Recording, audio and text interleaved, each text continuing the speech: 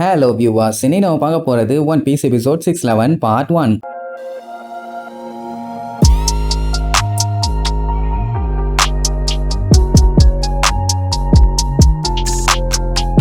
Open பண்ணா அந்த ஐலாண்டை தான் அப்படியே சுத்தி சுத்தி காட்டுறாங்க. எல்லா இடமும் புகை மண்டலமா அப்படியே நாரி போய் தான் இருக்குது. அப்படியே கட் பண்ணி சி பில்டிங்கோட பேஸ்மெண்ட்டை காட்டுறாங்க. அதான் குப்பை போடுவானுங்களே அந்த இடம். லூஃபி அங்க ஒரு டிராகனை பார்த்தால, அதோட பேரு மொமனோசுகேவாமா. யாரு தெரியுதா? அந்த சாமுராயோட பையன். இதுக்கு முன்னாடி லூஃபி இந்த பேரை யாரோ சொல்லி கேள்விப்பட்டிருக்கான். ஆனா யாரு என்னன்னு தெரியல, எங்கன்னு தெரியல. அப்படி அவனை கேஷுவலா பேசிட்டு இருக்கும்போது லூஃபிக்கு வயிற்றுக்குள்ள கடமுட சத்தம் கேட்கும். அவன் உடனே அந்த டிராகனை பார்த்து அப்படியே வாயில எச்ச ஒழுகுவான். ஐ மீன் அந்த டிராகனை திங்க போறான்னு இன்டைரக்டா சொல்றான். அவன் பார்த்துட்டு என்ன திங்கிற மாதிரி லுக்குற, உன்னால எல்லாம் என்னைய திங்க முடியாது, திங்கணும்னு நினைச்சேன் நான் உன்னைய தின்றுவேன். நான்சென்ஸ், ஏதாச்சும் ட்ரை பண்ண பிச்சு புடுவேன் பிச்சுன்னு கத்திட்டு அப்படியே பயங்கரமா மூத்து வாங்குவான். செம டயர்டா இருக்கான் போல. உடனே லூஃபி இருந்துட்டு அந்த டிராகனோட மண்டை பாடின்னு எல்லா இடத்தையும் பயங்கரமா செக் பண்ணுவான். ஒரு வேலை மொமனோசுகேங்கிறவன் இவனோட பாடியில ஒட்டிக்கிட்டு இந்த மாதிரி பேசிட்டு இருக்கானோன்னு ஒரு டவுட். எங்கடா இருக்க சொல்லுன்னு கத்திட்டு இருப்பான். அவனுக்கு ஒண்ணும் புரியல. அட இவங்க அப்பா அந்த சாம்ராயி பெரிய சைஸ் டிராகனோட பாடியில போய் சக்குன்னு ஒட்டிட்டான்ல. அதுக்கப்புறம் லூஃபி தானே அந்த பாடியை தனியா இழுத்து ஐயோ பிச்சு புட்டோன்னு நினைச்சு பயந்து கடைசியில பார்த்தா அது அந்த சாமுராயோட பாடி.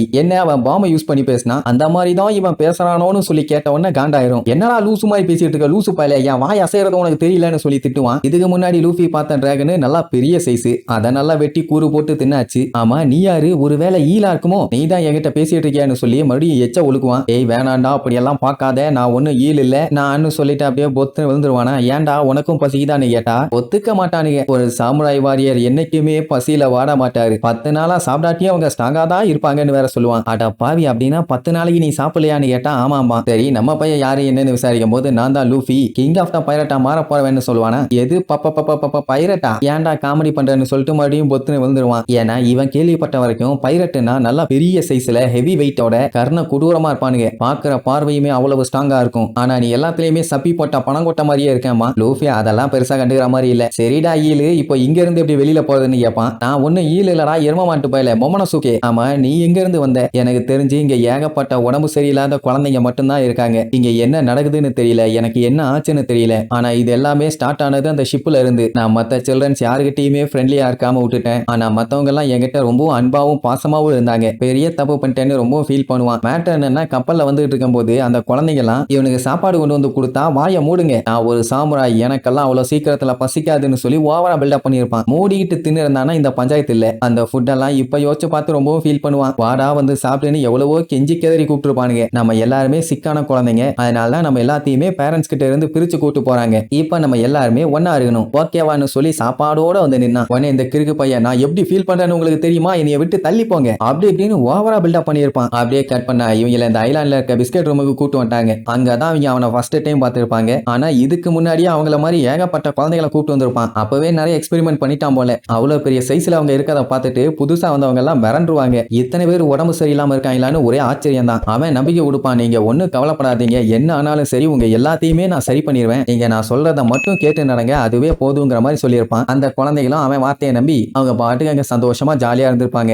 ஆனா அந்த மொமனோசுகே மட்டும் கடுப்புல எப்பவுமே தனியா தான் உட்காந்துட்டு இருப்பான். அவன் கிட்ட கேஷுவலா வந்து பேசினாலும் பேச மாட்டான், சாப்பாடு கொடுத்தாலும் சாப்பிட மாட்டான். பசிக்குது, கேண்டீஸ் சாக்லேட்ஸ் நீட்டுறாங்க, ஏதாச்சும் 1-2 ட்ரை பண்ண வேண்டியதானே, எதுவும் வேண்டாம்னு சொல்லிட்டு அவன் பாட்டுக்கு தனியா உட்காந்துக்கிட்டான். அப்படியே கொஞ்ச நாள் கழிச்சு காட்டுறாங்க ஒரு கலவரம். என்னன்னா ஒரே ஒரு பையன் மட்டும் மிஸ் ஆயிட்டான். போர்டிங் பண்ணும்போதெல்லாம் கரெக்டா தான் இருந்தாங்க. ஆனா அதுக்கப்புறம் தான் ஆளக்கானு தெரிஞ்சு போச்சு. எப்படி அவன் இங்க இருந்து தப்பிச்சிருக்க முடியாது, பிரிஞ்சு போய் அவனை தேடி பார்ப்போம்னு சொல்லி ஆளுக்கு லேப்ல அங்க எங்கன்னு கண்ட மெனிக்கு சுத்தி சுத்தி அவனை தேடிட்டு இருப்பாங்க. ஆனா அந்த பையன் இந்த இடத்தை விட்டு எப்படியாச்சும் தப்பிச்சு வெளியில போகணும்னு சொல்லி அப்படியே டயர்டா அங்க சுத்திட்டு இருப்பான். ஏன்னா கப்பல்ல இருந்து வரும்போது இருந்தே அவன் சாப்பிடவே இல்லை. அப்படியே மறைஞ்சு அங்க எங்கன்னு தப்பிச்சு ஓடினவன் கடைசியில ஒரு ரூம்குள்ள போந்துருவான். பார்த்தா அங்க யாருமே இல்லை. சாப்பிட ஏதாச்சும் கிடைக்குமான்னு சுத்தி முத்தி பார்க்கும்போது அங்க கண்ணாடிக்குள்ள ஒரு பழம் ஒண்ணு இருக்கும். ஆக்சுவலா அது ஒரு டெவில் ஃப்ரூட். பையன் ஆல்ரெடி கொலப்பசி, இப்ப கண்ணு முன்னாடி இப்படி ஒரு ஃப்ரூட் கிடைச்சதுன்னா விடுவானா, எடுத்து நல்லா வாயில போட்டு லபகன்னு திங்க ஆரம்பிச்சிருவான். அந்த டைமுங்கும் போது பின்னாடி இருந்து இன்னொரு சவுண்ட், ஏய் நீதானே அதுன்னு. அடிச்சு பிடிச்சி அந்த பழத்தை தின்னுட்டு பின்னாடி யாருன்னு பார்த்தா மொமனோசுகே கூட டிராவல் பண்ணி வந்த ஒரு குட்டி பொண்ணு. அவ அவங்கிட்ட போய் கேஷுவலா பேசுவா, என்ன ஞாபகம் இருக்குதா, நம்ம எல்லாருமே ஒன்னா தானே வந்தோம்னு சொல்லி நார்மலா பேச ஆரம்பிச்சிருவாங்க. அதுக்கப்புறம் தான் சொல்லுவா, இது சீக்ரெட் ரூம், இங்க யாருமே வரக்கூடாது, நீ ஏன் இங்க வந்த கேட்டா உன்னாலதான் எனக்கு தொல்லைம்பா, ஏன்னா இவன் இங்க இருந்து எஸ்கேப் ஆக ட்ரை பண்ணிட்டு இருக்கானாமா, அதனால என்னால முடிஞ்ச எல்லாத்தையுமே நான் செய்வேன்பா. அவ எனக்கு தெரியும், ஏன்னா இங்க இருக்கிற எல்லாருமே அதுக்கு தான் ட்ரை பண்ணிட்டு இருக்காங்களாமா. ஏன்னா முடிஞ்ச அளவுக்கு சீக்கிரமா அவங்க அம்மா அப்பாவை பார்க்கணும்னு சொல்லி.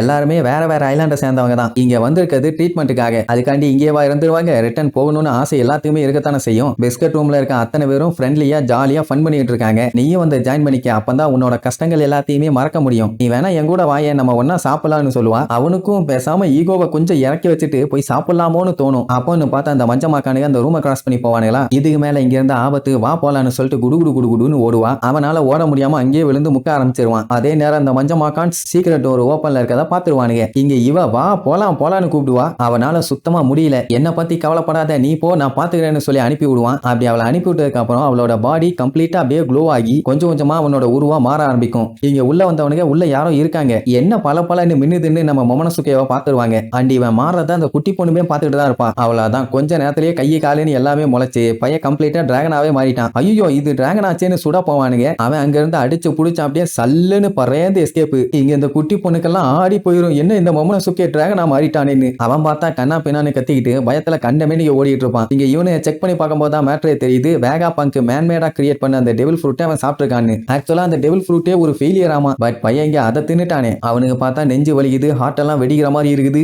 என்ன பண்றதுன்னு தெரியாம அப்படியே சுத்தி முத்தி அங்கங்கன்னு பார்த்துட்டு சைட்ல பார்ப்பான். ஃபர்ஸ்ட் அவனு தெரியாம மூஞ்சி மூக்கெல்லாம் அப்படியே பெருசு பண்ணி பார்த்துட்டு அதுக்கப்புறம் அவன் தான் தெரிஞ்சவன காட்டு கத்துவான். ஐயோ நான் டிராகனா மாறிட்டனே, இனி என்ன பண்ணுவேன் அப்படின்னு. அவன் கத்துற கத்து அந்த மொத்த இடத்துக்குமே எக்கோ ஆகும். அந்த கத்துவான். அவ்வளவுதான். Yeah!